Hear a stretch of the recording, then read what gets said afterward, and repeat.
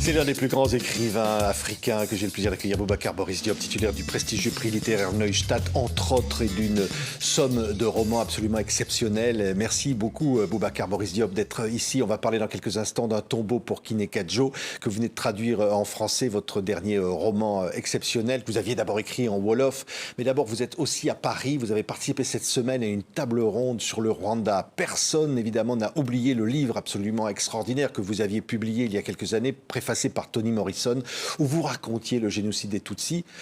C'est important, ce souvenir-là. Mais comme je dis toujours, la mémoire d'un génocide, c'est comme ça, c'est paradoxal. C'est-à-dire que plus le temps passe, moins on oublie. On n'a jamais autant parlé du Rwanda, mais que pendant ce 30e anniversaire. Et ça, c'est réconfortant. Ça veut dire qu'on refuse de laisser les victimes mourir une deuxième fois.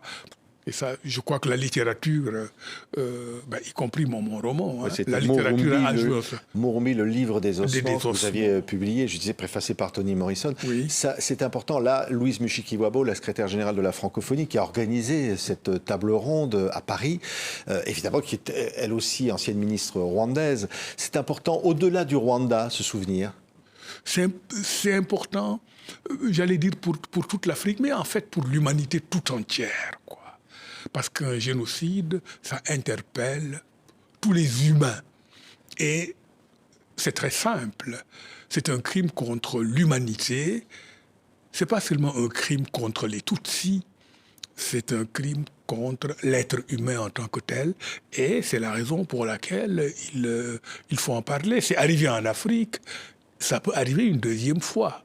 Oui. Vous pensez, Boubacar Boris Diop, que ça peut encore se reproduire ? Au Rwanda, non, je ne crois pas.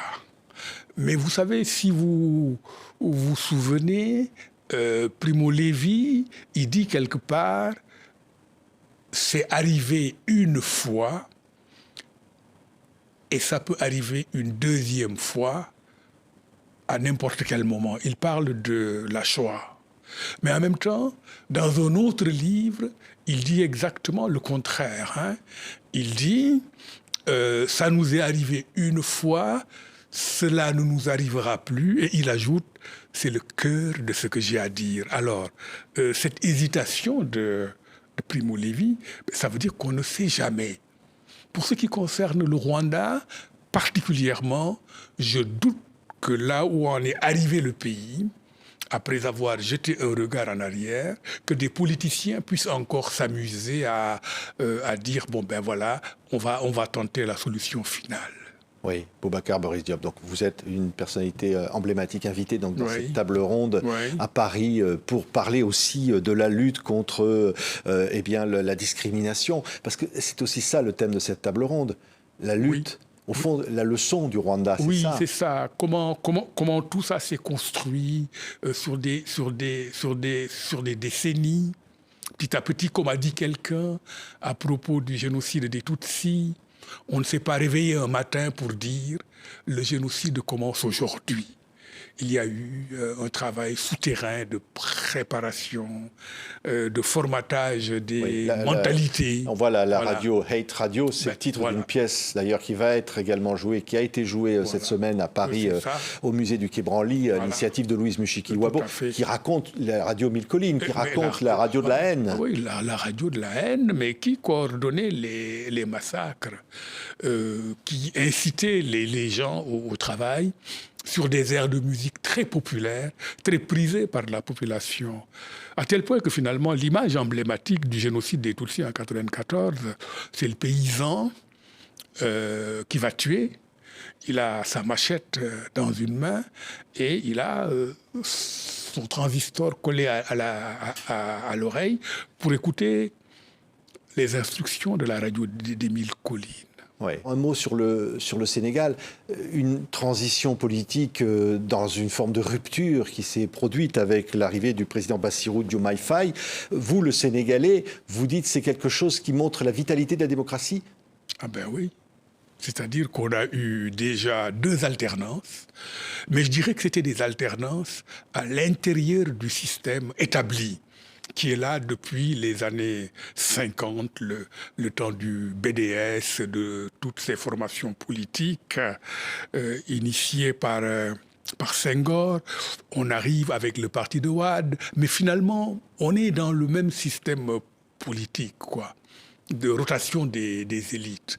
Et là, pour la première fois, on a une alternance qui a un parfum de rupture radicale. Oui, ben et les premiers gestes posés par le nouveau régime inclinent vraiment à croire qu'on est entré dans une ère nouvelle. Pour le meilleur ou pour le pire, je n'en sais rien. Mais beaucoup d'attentes de la population, notamment des jeunes. Alors le Premier ministre Sonko, extrêmement populaire auprès des jeunes.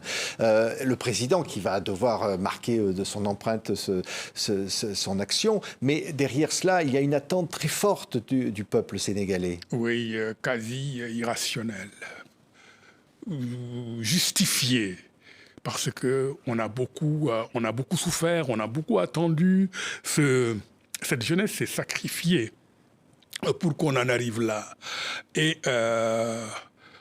parfois, je me demande si vraiment les nouveaux dirigeants pourront être à la hauteur. Pas parce qu'ils sont incompétents, mais parce que la charge, elle est lourde et elle le serait pour tout le monde, hein. Pas seulement pour eux. Les attentes sont immenses. Mais en même temps, il n'a pas... Et ça inquiète un peu. Pas de droit à l'erreur, au fond. Ah oui, je crois que la moindre erreur sera exploitée par un régime qui, parce qu'il est nouveau, parce qu'il prône la rupture, a forcément des ennemis puissants qui guettent le moindre faux pas. Et je crois que c'est pour ça qu'il faut suivre avec une certaine bienveillance ce qui se fait, comprendre que ce sera difficile dans un premier temps, mais en même temps exercer un devoir citoyen de vigilance quand même. Hein. Oui. Ne pas tout permettre au motif que ils viennent d'arriver, ils ne savent pas tellement où ils en sont. Non, pour l'essentiel, on peut être bienveillant, mais je crois qu'il ne faut pas hésiter à être critique et même à être critique de manière très vocale, à dire à haute voix tout le mal qu'on pourrait être amené à penser de ce régime. Oui, mais parfois, le sentiment d'injustice a été très fort au Sénégal. Parler du drame du Joola, ce bateau qui avait sombré, alors avec 4 fois plus de passagers que le bateau ne pouvait en contenir. On était en 2002. Ça reste une plaie béante. Oui. J'hésite un peu à dire cela. Bien que j'ai dit oui, je pense que les Sénégalais n'ont pas oublié le Joola, loin s'en faut. Nous avons tous ça dans un coin de la tête. Mais en même temps, il me semble que nous préférons l'oublier. C'est une telle honte, en fait. Un pays qui n'est pas une puissance maritime, le Sénégal, on n'avait que ce petit bateau de moins de 600 places. Hein. On se débrouille quand même pour battre le record négatif du Titanic, près de 2000 morts. Et du fait de l'incompétence des politiciens, du fait d'un laisser-aller généralisé qui a produit cette catastrophe pour l'essentiel, on préfère oublier. Ces temps-ci, il est question d'un mémorial. Le roman est une revendication pour la construction de ce mémorial. Il est question d'un mémorial qu'on aurait commencé à construire il n'y a pas longtemps. Mais il y a déjà des polémiques entre les familles des victimes qui ne sont pas tellement d'accord sur la manière dont le projet est géré. Oui, mais dans ce livre, qui est un roman, hein, vous racontez, vous l'avez écrit d'ailleurs en Wolof dans un premier temps, il y a quelques années, là vous le publiez en français, le parcours d'une victime, d'une jeune femme qui est victime, est raconté par un journaliste qui va réécrire l'histoire de cette femme, qui est à la fois, on va dire, une prostituée dans un des bas-fonds du Sénégal, et en même temps une grande écrivaine qui parcourt le monde. C'est un personnage complètement fascinant, et vous racontez à travers cette histoire-là, très romanesque au fond, ce qu'est l'ambiguïté de la vie au fond du Sénégal. Oui, de la vie du Sénégal, de la vie des artistes, des écrivains parmi ces artistes-là. Et oui, ce sont les deux visages du Sénégal. Kiné Gadio, c'est une prostituée. Elle gagne sa vie en faisant commerce de son corps. Mais elle n'est pas que ça, c'est aussi l'une des plus grandes écrivaines de son pays. J'ai voulu en faire une figure attachante pour que, à travers elle, au fond, les gens ressentent de la douleur pour toutes les autres victimes du Diola. Oui. Et au fond, cette femme-là est une héroïne, vous diriez? Bah oui, ah oui. Elle dépasse tout le monde et elle se surpasse elle-même. C'est ça qui fait d'elle un être hors du commun. Oui, c'est un être d'exception, Kiné Gadio. En tout cas, je l'ai voulu telle et elle m'a été inspirée par des personnes que j'ai connues, quoi. Oui. En même temps, on se dit, quelque part, l'âme sénégalaise, et je peux presque dire le mot insubmersible, c'est qu'au fond, elle renaîtra toujours. Même face à l'adversité, il y a une grande force. Ah ben, on s'en est rendu compte dernièrement. Nous sommes le dimanche 20 mars, le jour de l'élection. Moi, j'ai eu le sentiment le matin, d'un très grand silence, quoi. Et j'ai pensé, ça, c'est le calme avant la tempête. Mais on s'attendait au pire. Et pendant 3 ans, au fond, nous avons été préparés à nous attendre au pire. Et le soir, après l'élection, je peux dire que nous étions d'une certaine façon épatés par nous-mêmes. On se regardait en se disant, mais tiens, on a quand même survécu à cette histoire. Nous avons envoyé tous les politiciens, je dirais même tous les opérateurs politiques, à la retraite. Il n'y aura pas de deuxième tour. Il y a une équipe très jeune à qui on a confié le destin du pays, qui va se mettre au travail.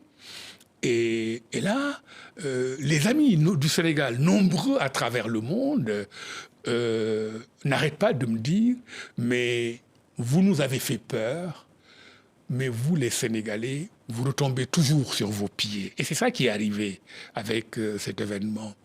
On a plus ou moins dansé au bord de l'abîme pendant un certain temps. Et puis, en fin de compte, le 20 avril, les gens ont écouté les radios, regardé la télé, et les autres qui devaient partir, eh bien, ont compris que il n'y avait que ça à faire. Mais attention, hein, je pense que tous les comptes n'ont pas encore été soldés, malheureusement. Ça aurait été une très belle histoire. Le 20 mars, il y a des vaincus, ils s'en vont. Ils rendent les clés de leur ministère, on fait passation de service et c'est terminé. Mais en fait, il s'est passé des choses pas très bien pendant ces 3 ans. Il faut que les responsables rendent compte. Je ne pense pas qu'on puisse faire l'économie d'une alternance qui finit par demander, on ne l'a jamais fait. On n'a pas demandé des comptes à Diouf, on n'a pas demandé des comptes à Wade, mais cette fois-ci, je crois qu'on demandera des comptes, sinon à Macky Sall, du moins à certaines figures emblématiques de son régime, en termes de, il faut bien le dire, de crimes de sang. Voilà. D'une personne torturée à mort, en termes d'enrichissement tellement spectaculaire qu'on ne comprend même pas ce que les gens ont envie de faire avec autant d'argent pour un pays si pauvre, etc. Voilà, je crois qu'à un moment donné, il faudra régler ça. Ces 3 ans, c'est pas les 12 ans de Macky, mais les 3 dernières années, c'est vraiment à mettre à son passif, quoi. Merci. Boubacar Boris Diop. Un tombeau pour Kiné Gadio. Traduction française qui vient de sortir chez Philippe Rey, formidable éditeur. Nous étions ravis, Boubacar Boris Diop, de vous recevoir sur le plateau de TV5 Monde. Merci beaucoup. Merci.